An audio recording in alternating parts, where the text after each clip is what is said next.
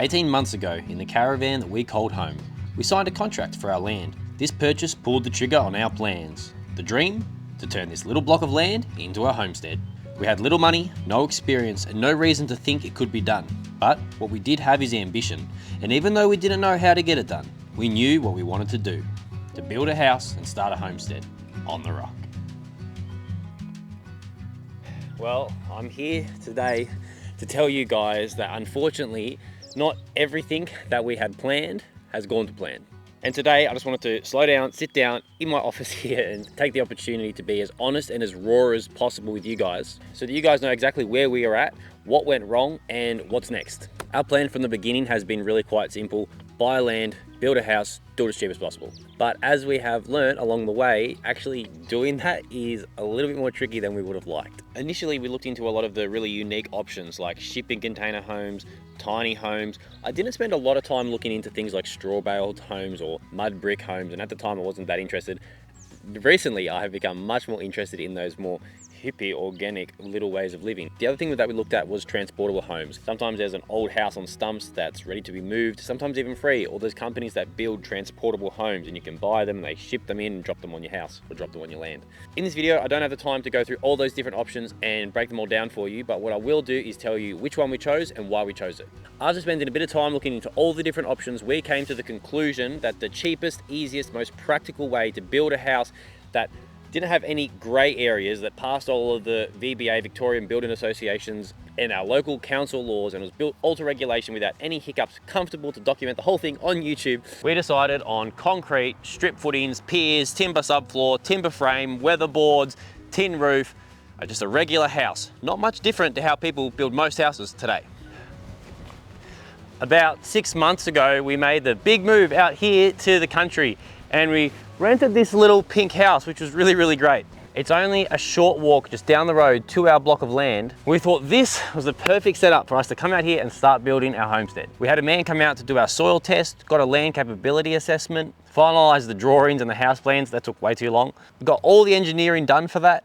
We got house energy ratings done. I got my owner builder certificate, decided on our wastewater system, which you guys know that I was tossing up between a compost toilet and a septic toilet. Anyway, eventually decided on the septic and applied to the council and got the septic permit from the council. Ended up getting water connected to the block, and we even went to the effort of actually taking down this really big red gum, which was near where we're going to be building our house and our shed. We had the power company come out, put a pit at the front of the property so that we can connect power to the block. We got absolutely everything ready to start being owner builders and building our house, and submit all of that to a building surveyor so that we can get our permit and start building.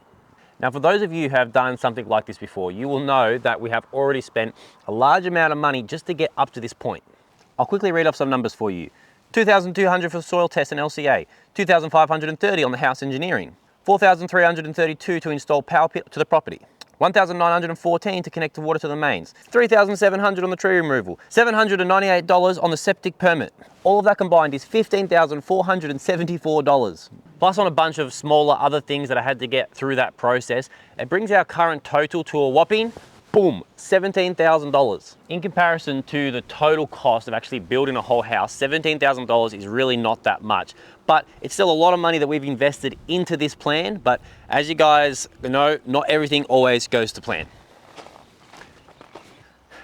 Unfortunately, we ended up spending all of our leftover money on this here chicken coop, and now we have to live here instead. That's the end. Thanks for watching, like and subscribe.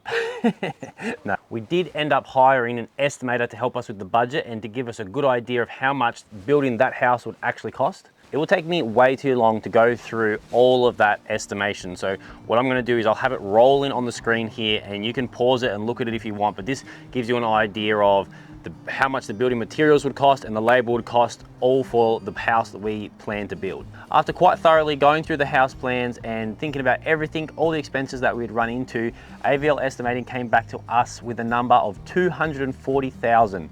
And if you plus on a septic system, that easily brings that to $260,000, and there's always more expenses. I don't think the price for actually paying a building surveyor to give you your building permit, which we got quoted like $6,700. I've heard you can get a little bit cheaper than that, but for the sake of saying that, this budget doesn't even include that. So that would be like $266,700 would be our running total. But anyway, you get the picture.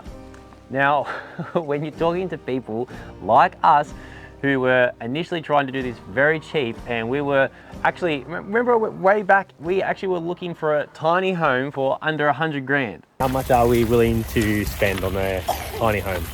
Truth is 100. 100 grand. That's like the max we can spend. There's a lot of other expenses that go into building, so we need to find a tiny little portable house that's 100 grand. So you can kind of get the picture that when we're talking numbers $260,000, that's just a little bit too high for us. Now, we did go over this estimation relatively thoroughly with some family members who are in the building industry, and we went through it and we tried to break it down and see where we could save money as owner builders. So in terms of materials, there was only so much money that we thought we could actually save, because materials are just, they are what they are. Of course, being owner builders, you can source cheaper stuff, but there's only a little bit of money that we thought we could save. But where we could save a bit more money was in the labor costs or the labor expenses. And we thought that if we did a really, really, really good job, like, I mean, if we're doing a really good job, then we could probably save $60,000 off the top of that. So for the sake of giving a number, we thought we could get it from 260 down to 200,000. Now, to put it bluntly with you guys, we don't have $200,000.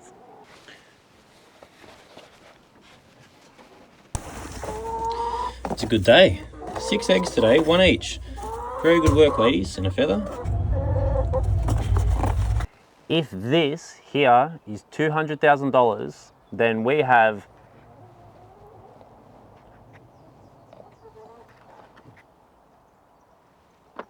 about this much money. Yes, not quite $200,000. It still is enough money that gives us options, but it's a little bit shy. We had hoped that we could find a way to get the cost of building the house down to about 150,000, and then if we'd done a really, really, really, really good job and worked really, really hard, then maybe we would be able to still make it work. We would be able to start building the house, keep working, making a bit of money, and slowly but surely we would be able to just scrape it home.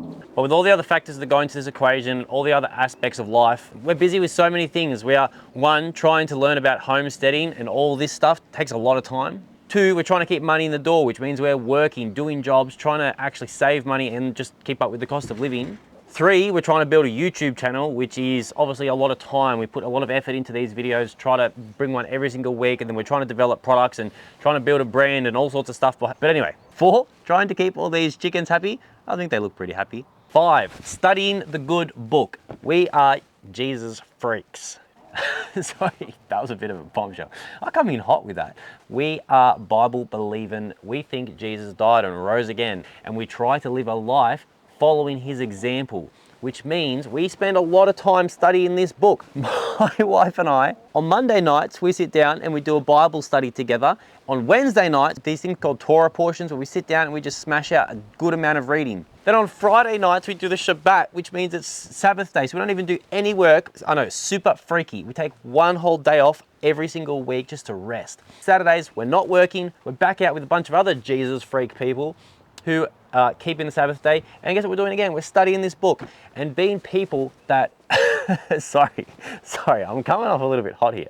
I feel like one of those preachers that's just like, ah! Anyway, I'm not trying to do that. I need to calm down, This is a very big portion of our life, and as much as we want to work hard and finish dinner and get back to work and work late into the night, we have a lot of other commitments and things that we prioritize, which falls into the last category, which is just maintaining healthy relationships with my wife, with our children, with our friends and our family. There's a lot of aspects that go into our life, and it keeps us very busy. If we were going to start building the house, working full-time building the house, then also working pretty much full-time or at least part-time to keep money coming in the door, then keep working to create YouTube videos, and then still keep a healthy, balanced life, it is too much for us to juggle. You ready? I'll risk it. No, I shouldn't. All of that is too much for us to... Oh, did I crack it? No. Oh. Oh. Oh. All of that is too much for us to juggle right now. I shouldn't let them eat that. They might get a taste for it. Back away from the egg. Throw it in the compost. Hide it. Hide that egg. I don't want them to know how yummy eggs are. see, we're just losing money. We're losing money. We're losing eggs doing silly things. That was silly. The moral of the story is that we're just trying to do too many things. My brain is fried in too many different aspects of our life, and it's just too much for us to keep up with. So something has to give, and we had to make some hard decisions. Now, for a long time there, we thought that we just had to work harder, that we thought we can do this, we can build the house, we can build the business, we can make the money back, we can still maintain our priorities. If we just worked harder, it would all work, but no, it's life doesn't always work like that. We decided that it was probably a little bit too hard to do everything because we were crumbling, literally crumbling under the pressure of just life. All of the things that I've listed, our balance was off, and we were just, yeah, I don't know how else to word it other than to say that we lost the balance. And Samantha and I were both feeling the financial pressure that we weren't going to make enough money. I was feeling the pressure of building the house and that I wasn't prepared to build the house. And then the channel is growing good, but we wanted it to grow more. There's a lot of different aspects, all the different pressure. And then obviously, whenever there's a lot of pressure in the house, then the family suffers, the kids suffer, my wife suffers, and we just realized we're gonna sit down and figure this out. So what we did is, after chewing over this idea and talking about all the different options, there was sort of three main ways of dealing with this and three main options that we come up with. Option one was borrow the money. This option basically meant that one way or another, we would find a way to loan the money, so then we had enough money in the bank to then comfortably start building. Then we would start building the house, we could keep working on our YouTube channel, but then I would still be working a job as well to provide money for just the family, but then also to be paying back the loan. This option was just way too much. This is basically what we're doing already, plus building a house at the same time. So as you probably guessed, this is just too much stress, and we don't want debt. So that's just adding more stress. We really don't like the idea of getting debt. So if we can do this debt free, that is one of our goals. Option two, which you guys won't like this, but it's just the truth. Quit YouTube. So it has been spoken, and we have talked about this option, because at the end of the day, we've got to put our family first, and we put all the options on the table and discuss what would work best for us. So the option of quitting YouTube really did come up. If we chose this option, then we could, in theory, we would start building our house as owner builders, and then I would just work my other job to make money. And then I would only be doing that one job and building the house. We would have no pressure of YouTube and doing all the weekly videos. Reality is, this is actually a possible option for us, because the same amount of time I spend doing YouTube, I spend doing my UGC and photography. And Samantha helps with this as well. It's not just me. She does a large portion helping our family survive. The same amount of time that we spend doing our other job, we spend doing YouTube, but our other job pays like more than twice as much as YouTube. So it's very tempting. If we just stopped doing YouTube, then we would have more time. We could probably just do more of the other job and make more money, and then we would have less stress. Although obviously it does come at the cost of no more YouTube videos. As much as that is very, very tempting, it is not going to happen. I do enjoy my other job, and I do enjoy taking videos and making ads for other people. My heart isn't in that. I don't want to be making ads and taking photos for other people. I don't really get much fulfillment from it. I really want to spend my time building something that I believe in, something that my heart is in, something that I genuinely believe can have a positive impact in the world. So we will not be quitting YouTube. We will be going with option three. This is plan B. This is what's next. This is what's happening. Option three is delay the build.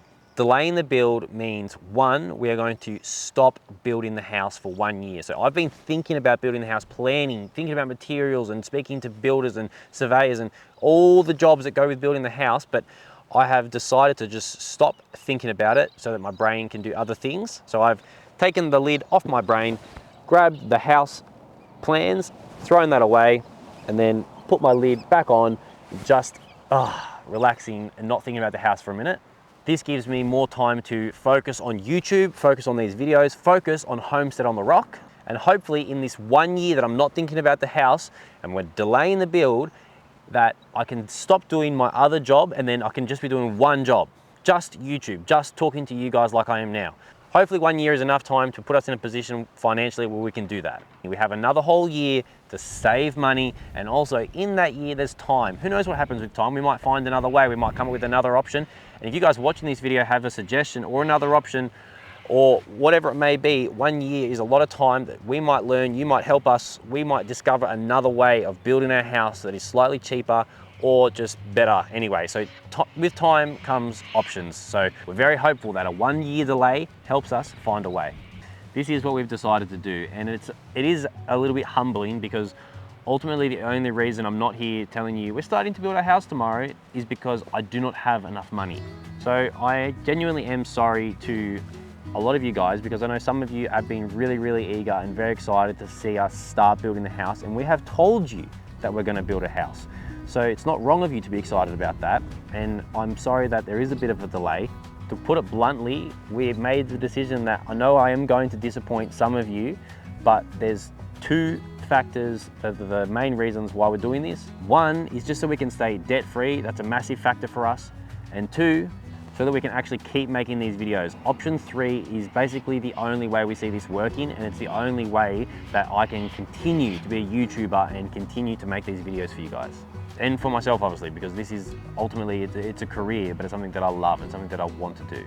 If you guys have any question, drop it in the comment section below, because I will try to do my best and take my time to respond to all your questions, whether it be about the house or our financial situation or about YouTube, about the homestead and whatever it is. I'm more than happy to share with you guys our situation and the struggles that we're going through, so then hopefully you can learn from it and we can help other people who are trying to achieve something similar.